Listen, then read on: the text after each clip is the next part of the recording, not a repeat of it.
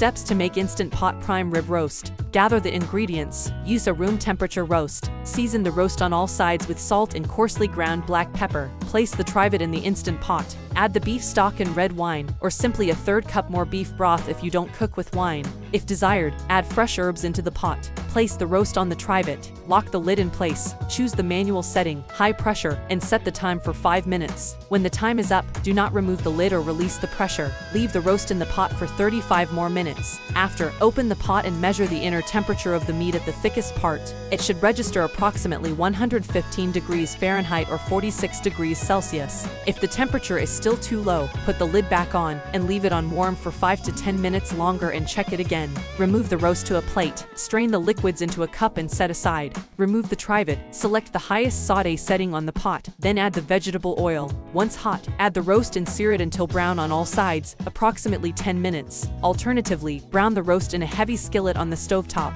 Remove the roast to a platter, tent with foil, and let it rest for 25 minutes. With the pot still on the sauté setting, add the flour to the drippings. Continue to cook the roux mixture for 2 minutes. Gradually add the strained liquids to the roux and continue cooking until the gravy is smooth and thickened. Taste for salt and adjust the seasonings. Transfer the gravy to a bowl and serve it alongside the roast. Carve the roast and enjoy your meal.